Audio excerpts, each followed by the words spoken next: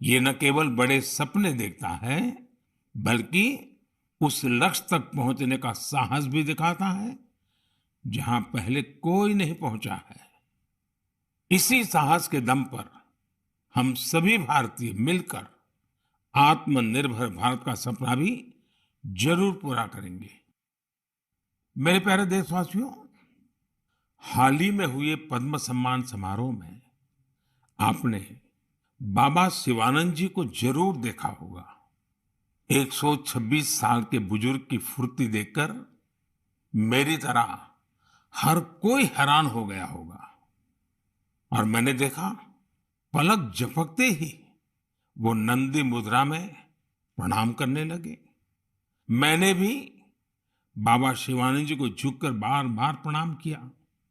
126 वर्ष की आयु और बाबा शिवानंद की फिटनेस दोनों आज देश में चर्चा का विषय है।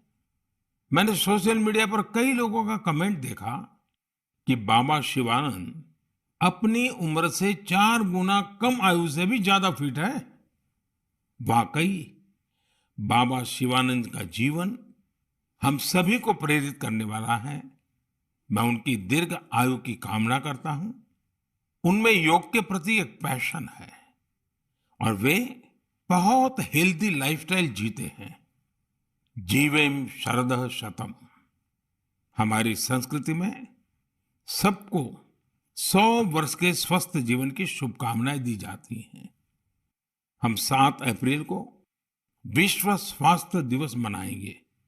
आज पूरे विश्व में हेल्थ को लेकर भारतीय चिंतन, चाहे वो योग हो या आयुर्वेद, इसके प्रति रुझान बढ़ता जा रहा है। अभी आपने देखा होगा कि पिछले ही सप्ताह कतर में एक योग कार्यक्रम का आयोजन किया गया। इसमें 114 देशों के नागरिकों ने हिस्सा लेकर एक नया वर्ल्ड रिकॉर्ड बना दिया। इसी तरह से आयुष इंडस्ट्री का बाजार भी लगातार बड़ा हो रहा है। 6 साल पहले आयुर्वेद से जुड़ी दवाइयों का बाजार 22,000 करोड़ रुपए के आसपास का था। आज आयुष मैन्युफैक्चरिंग इंडस्ट्री 1,40,000 करोड़ रुपए के आसपास पहुंच रही है। यानी इस क्षेत्र में संभावनाएं लगातार बढ़ रही है। स्टार्टअप वर्ल्ड में भी आयुष आकर्षण का विषय बनता जा रहा है। साथियों, हेल्थ सेक्टर के दूसरे स्टार्टअप्स पर तो मैं पहले भी कई बार बात कर चुका हूं, लेकिन इस बार आयुष स्टार्टअप्स पर आपसे विशेष तौर पर बात करूंगा। एक स्टार्टअप है कपिवा। इसके नाम में ही इसका मतलब छिपा है। इसमें क का मतलब है कफ, पी का मतलब है पित्त और वा का मतलब है वात। यह स्टार्टअप हमारी परंपराओं के मुताबिक हेल्दी ईटिंग हैबिट्स पर आधारित है। एक और स्टार्टअप निरोग स्ट्रीट भी है। आयुर्वेद हेल्थ केयर इकोसिस्टम में एक अनूठा कंसेप्ट है। इसका टेक्नोलॉजी ड्रिवन प्लेटफॉर्म दुनिया भर के आयुर्वेदा डॉक्टर्स को सीधे लोगों से जोड़ता है।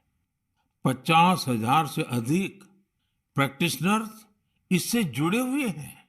इसी तरह आत्रेय इनोवेशंस एक हेल्थ केयर टेक्नोलॉजी स्टार्टअप है जो होलिस्टिक वेलनेस के क्षेत्र में काम कर रहा है।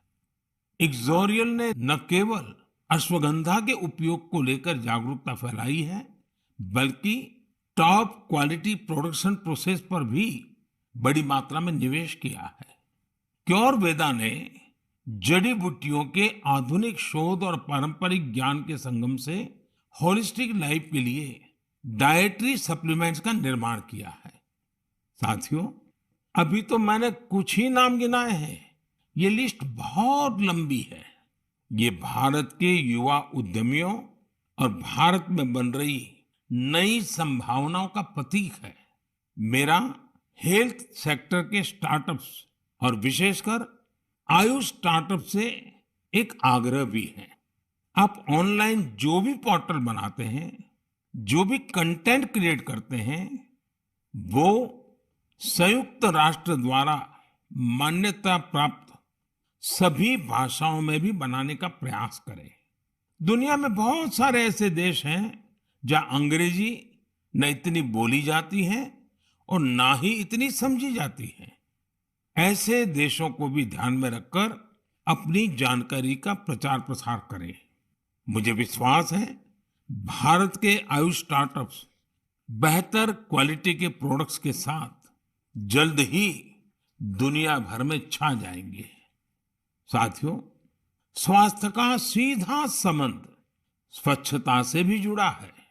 मन की बात में हम हमेशा स्वच्छता के आग्रहियों के प्रयासों को जरूर बताते हैं। ऐसे ही एक स्वच्छाग्रही हैं चंद्रकिशोर पाटिल जी। ये महाराष्ट्र में नासिक में रहते हैं। चंद्रकिशोर जी का स्वच्छता को लेकर संकल्प बहुत गहरा है। वो गोदावरी नदी के पास खड़े रहते हैं और लोगों को लगातार नदी में कूड़ा कचरा न फेंकने के लिए प्रेरित करते हैं। उन्हें कोई ऐसा करता दिखता है तो तुरंत उसे मना करते हैं। इस काम में चंद्रकिशोर जी अपना काफी समय खर्च करते हैं। शाम तक उनके पास ऐसी चीजों का ढेर लग जाता है जो लोग नदी में फेंकने के लिए लाए होते हैं। चंद्रकिशोर जी का ये प्रयास जागरूकता भी बढ़ाता है और प्रेरणा भी देता है। इसी तरह एक और स्वच्छाग्रही है ओडिशा में पुरी के राहुल महाराणा। राहुल हर रविवार को सुबह सुबह पुरी में तीर्थ स्थलों के पास जाते हैं और वहां प्लास्टिक कचरा साफ करते हैं। वो अब तक सैकड़ों किलो प्लास्टिक कचरा और गंदगी साफ कर चुके हैं। पुरी के राहुल हो या नासिक के चंद्रकिशोर, ये हम सबको बहुत कुछ सिखाते हैं। नागरिक के तौर पर हम अपने कर्तव्यों को निभाएं, चाहे स्वच्छता हो, पोषण हो या फिर टीकाकरण। इन सारे प्रयासों से भी स्वस्थ रहने में मदद मिलती है। मेरे प्यारे देशवासियों, आइए बात करते हैं केरला के मुपट्टम श्री नारायणन जी की। उन्होंने एक प्रोजेक्ट की शुरुआत की है जिसका नाम है pots for water of life. आप जब इस प्रोजेक्ट के बारे में जानोगे तो सोचेंगे कि क्या कमाल का काम है।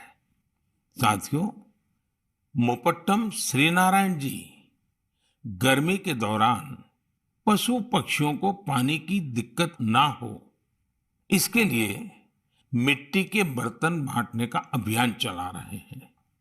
गर्मियों में वो पशु पक्षियों की इस परेशानी को देखकर खुद भी परेशान हो उठते थे। फिर उन्होंने सोचा कि क्यों ना वह खुद ही मिट्टी के बर्तन बांटने शुरू कर दे, ताकि दूसरों के पास उन बर्तनों में सिर्फ पानी भरने का ही काम रहे। आप हैरान रह जाएंगे कि नारायण जी द्वारा बांटे गए बर्तनों का आंकड़ा 1 लाख को पार करने जा रहा है। अपने अभियान में 1 लाखवां बर्तन वो गांधी जी द्वारा स्थापित साबरमती आश्रम में दान करेंगे। आज जब गर्मी के मौसम ने दस्तक दे दी है तो नारायण जी का यह काम हम सबको जरूर प्रेरित करेगा और हम भी इस गर्मी में हमारे पशु पक्षी मित्रों के लिए पानी की व्यवस्था करेंगे। साथियों, मैं मन की बात के श्रोताओं से भी आग्रह करूंगा कि हम अपने संकल्पों को फिर से दोहराएं। पानी की एक एक बूंद बचाने के लिए हम जो भी कुछ कर सकते हैं वो हमें जरूर करना चाहिए। इसके अलावा पानी की रिसाइकलिंग पर भी हमें उतना ही जोर देते रहना है। घर में इस्तेमाल किया हो जो पानी गमलों में काम आ सकता है, गार्डनिंग में काम आ सकता है वो जरूर दोबारा इस्तेमाल किया जाना चाहिए। थोड़े से प्रयास से आप अपने घर में ऐसी व्यवस्थाएं बना सकते हैं। रहीमदास जी सदियों पहले कुछ मकसद से ही कहकर गए हैं कि रहमन पानी राखिए, बिन पानी सब सुन। और पानी बचाने के इस काम में मुझे बच्चों से बहुत उम्मीद है। स्वच्छता को जैसे हमारे बच्चों ने आंदोलन बनाया, वैसे ही वो वाटर वॉरियर बनकर पानी बचाने में मदद कर सकते हैं। साथियों, हमारे देश में जल संरक्षण, जल स्रोतों की सुरक्षा सदियों से समाज के स्वभाव का हिस्सा रहा है। मुझे खुशी है कि देश में बहुत से लोगों ने वाटर कंजर्वेशन को लाइफ मिशन ही बना दिया है। जैसे चेन्नई के एक साथी हैं अरुण कृष्णमूर्ति जी। अरुण जी अपने इलाके में तालाबों और झीलों को साफ करने का अभियान चला रहे हैं। उन्होंने 150 से ज्यादा तालाबों, झीलों की साफ सफाई की जिम्मेदारी उठाई और उसे सफलता के साथ पूरा किया। इसी तरह महाराष्ट्र के एक साथी रोहन काले हैं। रोहन पैसे से एक एचआर प्रोफेशनल है। वो महाराष्ट्र के सैकड़ों स्टेप वेल्स यानी सीढ़ी वाले पुराने कुओं के संरक्षण की मुहिम चला रहे हैं। इनमें से कई कुएं तो सैकड़ों साल पुराने होते हैं और हमारी विरासत का हिस्सा होते हैं। सिकंदराबाद में बंसीलाल पेट कुआं एक ऐसा ही स्टेप वेल है।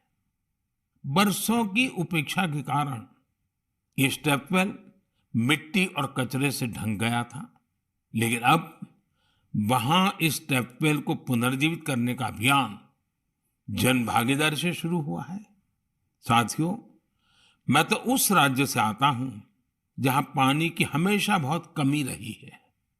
गुजरात में इन स्टेप वेल्स को वाव कहते हैं। गुजरात जैसे राज्य में वाव की बड़ी भूमिका रही है। इन कुओं या बावड़ियों के संरक्षण के लिए जल मंदिर योजना ने बहुत बड़ी भूमिका निभाई। पूरे गुजरात में अनेकों बावड़ियों को पुनर्जीवित किया गया। इससे इन इलाकों में वाटर लेवल को बढ़ाने में भी काफी मदद मिली। ऐसे ही अभियान आप भी स्थानीय स्तर पर चला सकते हैं। चेकडैम बनाने हो, रेन वाटर हार्वेस्टिंग हो, इसमें इंडिविजुअल प्रयास भी अहम है और कलेक्टिव एफर्ट्स भी जरूरी है। जैसे आजादी के अमृत महोत्सव में हमारे देश के हर जिले में कम से कम 75 अमृत सरोवर बनाए जा सकते हैं। कुछ पुराने सरोवरों को सुधारा जा सकता है, कुछ नए सरोवर बनाए जा सकते हैं। मुझे विश्वास है आप इस दिशा में कुछ न कुछ प्रयास जरूर करेंगे। मेरे प्यारे देशवासियों, मन की बात उसकी एक खूबसूरती ये भी है कि मुझे आपके संदेश बहुत सी भाषाओं, बहुत सी बोलियों में मिलते हैं। कई लोग माय गॉव पर ऑडियो मैसेज भी भेजते हैं। भारत की संस्कृति, हमारी भाषाओं, हमारी बोलियां, हमारे रहन सहन, खान पान का विस्तार, ये सारी विविधताएं हमारी बहुत बड़ी ताकत है। पूरब से पश्चिम तक, उत्तर से दक्षिण तक भारत को यही विविधता एक करके रखती है, एक भारत श्रेष्ठ भारत बनाती हैं। इसमें भी हमारे ऐतिहासिक स्थलों और पौराणिक कथाओं दोनों का बहुत योगदान होता है। आप सोच रहे होंगे कि ये बात मैं अभी आपसे क्यों कर रहा हूं। इसकी वजह है माधवपुर मेला। माधवपुर मेला कहाँ लगता है, क्यों लगता है, कैसे ये भारत की विविधता से जुड़ा है, ये जानना मन की बात के श्रोताओं को बहुत इंटरेस्टिंग लगेगा। साथियों, माधवपुर मेला गुजरात के पोरबंदर में समंदर के पास माधवपुर गांव में लगता है, लेकिन इसका हिंदुस्तान के पूर्वी छोर से भी नाता जुड़ता है। आप सोच रहे होंगे कि ऐसा कैसे संभव है? तो इसका भी उत्तर एक पौराणिक कथा से ही मिलता है। कहा जाता है कि हजारों वर्ष पूर्व भगवान श्री कृष्ण का विवाह नॉर्थ ईस्ट की राजकुमारी रुक्मिणी से हुआ था। ये विवाह पोरबंदर के माधवपुर में संपन्न हुआ था और उसी विवाह के प्रतीक के रूप में आज भी वहां माधवपुर मेला लगता है। ईस्ट और वेस्ट का ये गहरा नाता हमारी धरोहर है। समय के साथ अब लोगों के प्रयास से माधवपुर मेले में नई नई चीजें भी जुड़ रही हैं। हमारे यहाँ कन्या पक्ष को घराती कहा जाता है और इस मेले में अब नॉर्थ ईस्ट से बहुत से घराती भी आने लगे हैं। एक सप्ताह तक चलने वाले माधवपुर मेले में नॉर्थ ईस्ट के सभी राज्यों के आर्टिस्ट पहुंचते हैं, हैंडीक्राफ्ट से जुड़े कलाकार पहुंचते हैं और इस मेले की रौनक को चार चांद लग जाते हैं। एक सप्ताह तक भारत के पूरब और पश्चिम की संस्कृतियों का ये मेल, ये माधवपुर मेला एक भारत श्रेष्ठ भारत की बहुत सुंदर मिसाल बना रहा है। मेरा आपसे आग्रह है, आप भी इस मेले के बारे में पढ़ें और जानें। मेरे प्यारे देशवासियों, देश में आजादी का अमृत महोत्सव अब जन भागीदारी की नई मिसाल बन रहा है। कुछ दिन पहले 23 मार्च को शहीद दिवस पर देश के अलग अलग कोने में अनेक समारोह हुए। देश ने अपनी आजादी के नायक नायिकाओं को याद किया, श्रद्धापूर्वक याद किया। इसी दिन मुझे कोलकाता के विक्टोरिया मेमोरियल में विप्लवी भारत गैलरी के लोकार्पण का भी अवसर मिला। भारत के वीर क्रांतिकारियों को श्रद्धांजलि देने के लिए यह अपने आप में बहुत ही अनूठी गैलरी है। यदि अवसर मिले तो आप इसे देखने जरूर जाइएगा। साथियों, अप्रैल के महीने में हम दो महान विभूतियों की जयंती भी मनाएंगे। इन दोनों ने ही भारतीय समाज पर अपना गहरा प्रभाव छोड़ा है। ये महान विभूतियां हैं महात्मा फुले और बाबा साहब आम्बेडकर। महात्मा फुले की जयंती 11 अप्रैल को है और बाबा साहब की जयंती हम 14 अप्रैल को मनाएंगे। इन दोनों ही महापुरुषों ने भेदभाव और असमानता के खिलाफ बड़ी लड़ाई लड़ी। महात्मा फुले ने उस दौर में बेटियों के लिए स्कूल खोले, कन्या शिशु हत्या के खिलाफ आवाज उठाई। उन्होंने जल संकट से मुक्ति दिलाने के लिए भी बड़े अभियान चलाए। साथियों, महात्मा फुले की इस चर्चा में सावित्रीबाई फुले जी का भी उल्लेख उतना ही जरूरी है। सावित्रीबाई फुले ने कई सामाजिक संस्थाओं के निर्माण में बड़ी भूमिका निभाई।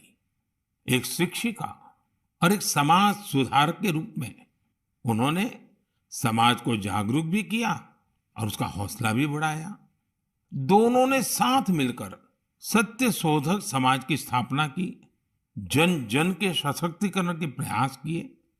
हमें बाबा साहब आम्बेडकर के कार्यों में भी महात्मा फुले के प्रभाव साफ दिखाई देते हैं। वो कहते भी थे कि किसी भी समाज के विकास का आकलन उस समाज में महिलाओं की स्थिति को देखकर किया जा सकता है।